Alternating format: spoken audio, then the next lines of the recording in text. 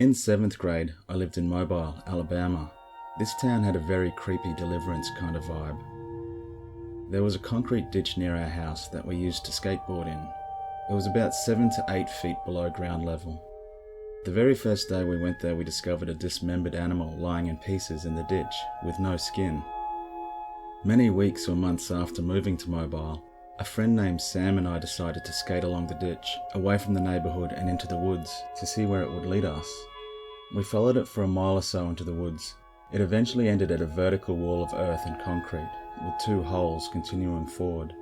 The holes were about 5 to 6 feet in diameter, and each had horizontal metal bars stretching across their length right in the middle.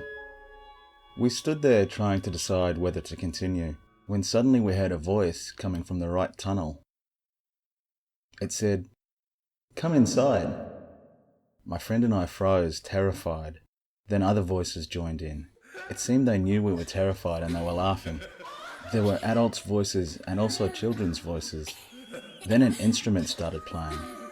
It sounded like an oboe or a reed instrument. Here's where it gets really weird. We were standing there, not moving or saying a word, and the next thing we saw were several pairs of glowing eyes in the tunnel. They were yellowish white and bobbing up and down as though walking. There's a minor gap in my memory at this point, but basically what emerged from the tunnels was a suburban family of 5, all on bicycles. The minor gap is that I don't actually remember them getting their bicycles over the metal bars that blocked the tunnel, and it seems I would have remembered this because it would have been a difficult thing to do. They were all blonde-haired and blue-eyed. They looked like a suburb family right out of a catalogue. There was a man and a woman in their mid-30s with 3 children, the oldest being about 12 and the youngest being about 5 or 6. I remember looking at the youngest child and seeing circles under her eyes, and I thought to myself, that girl looks like she's on drugs. The man held out a small object which I took to be the instrument he was playing. He said, "The next time you hear this, you'll know it is us." Then they got on their bicycles and rode away. I know that I would have eventually written this story off as my imagination, but the only reason I know for sure that it happened, exactly as I'm telling it with the glowing eyes and everything, is because there was someone else with me, and we confirmed everything with each other afterwards. What a truly bizarre story. Why a blonde family of 5 with glowing or possibly animal-like reflective eyes are in a large drain with bicycles, I have no idea. As for the oboe, it reminds me of the Whistler story, where a guy from Lansing is stalked by a man over many years, who makes his presence known with this strange whistling sound. You can find that story on Reddit or some of the other creepy story YouTube channels. Maybe there is a connection between these 2 stories.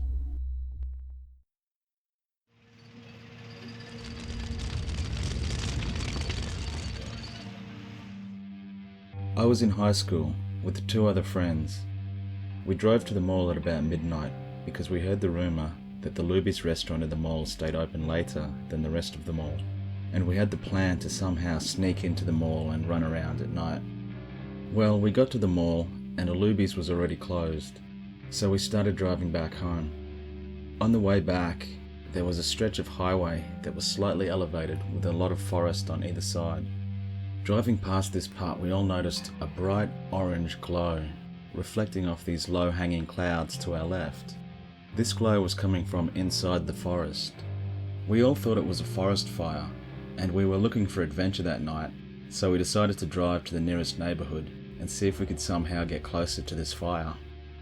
Driving around in the neighbourhood, we could not find a road that headed in the direction of the woods, so eventually we ended up parking our car and just walking into the woods. We had no flashlights or anything, but the orange glow of the clouds was illuminating the surrounding area somewhat. We basically just walked blindly in the direction of the source of the glow. At this point, it was probably about 30 minutes after midnight. After walking through the woods for a while, we came across a makeshift road in the forest. It was composed of planks of wood, lying one after the other. This road appeared to lead directly to the source of the glow, so we walked along the side of this road in the direction of the light. Ahead of us, the road curved and ended at this light. It was enormously bright, and there was a strange metallic grinding or roaring noise. We started to get nervous, so we took cover in the woods and approached the destination through the woods, so that if anyone was there, they wouldn't immediately see us. We came up to a clearing. My friends crouched down and I climbed up a tree, so I had the best vantage point. What we were looking at was basically a clearing, at least a football field in diameter, with a gigantic crater in the centre. It looked like a classic moon crater, raised on the edges. There was a huge flame coming out of this crater.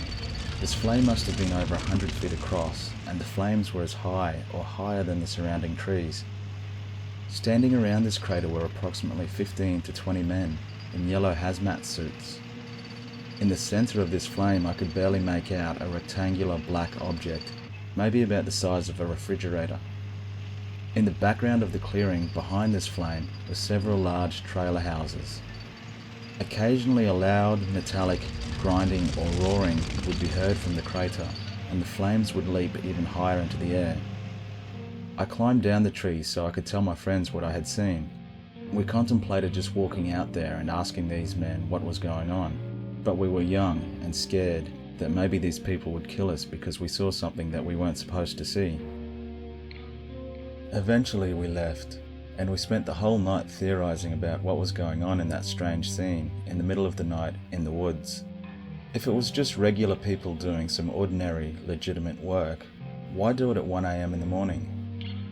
Several days later I was telling a friend this story, and he didn't believe me.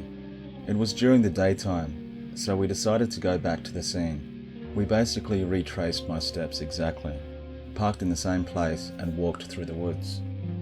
We found the wooden road and followed it into the clearing. But when we got there, we discovered that everything, including the crater, was completely gone. It was simply an empty clearing now. We looked around for clues and found nothing. It's like these boys walked into an alternative reality for a short time. The weird engineering type activity is similar to that which Robert Monroe talked about during his experience in the alternative universe he named Locale 3. I briefly covered Locale 3 in the I Woke in Another Dimension video.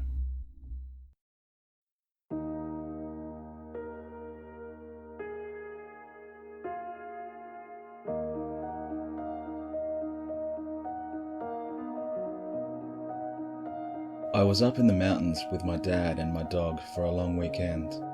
We rented a tiny little scenic cabin made almost entirely of glass.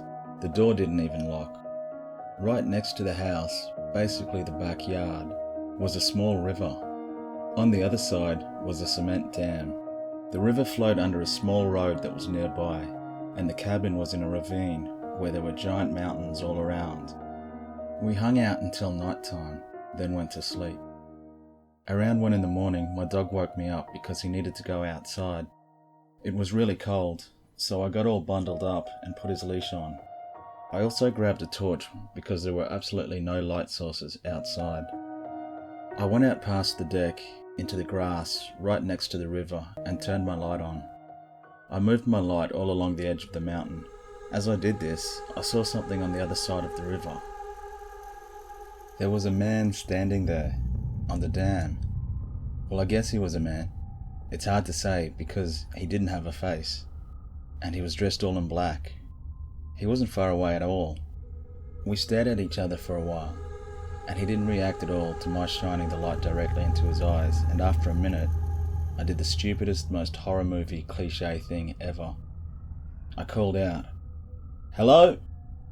I thought he might have been ice fishing or walking his dog, but when he didn't move or respond, I realised he wasn't doing either. I booked it back inside and jammed a chair under the door handle, but I knew there wasn't much I could do really, since the whole house was made of glass. I woke up my dad. He's legally blind, and so it took him forever to get his glasses. Finally, he looked outside. He said he saw the man, but he didn't know what to do. So then he went back to bed. I didn't know what to do either. I thought about calling the police, but what would the police do? The man wasn't technically doing anything wrong. He was not on our property or hurting anyone, yet. So I couldn't call them. I just watched out the window. He stared straight at me for hours. He actually moved and turned toward my window, After about 2 hours, he walked back up the hill and down the road. I was so relieved he was gone and went to get a glass of water, and on the way past the window, there he was, right back on the dam. He stayed there for another hour or so. Then came the part that was truly supernatural. He walked a few feet towards a tree but never went past it. Instead, one leg and one arm swung forward and then smoothly slid back behind the tree, over and over again. It looked like his pants and jacket were stuck to the tree and were reacting to strong bursts of wind, but there was no wind to speak of. He disappeared at around 5 in the morning.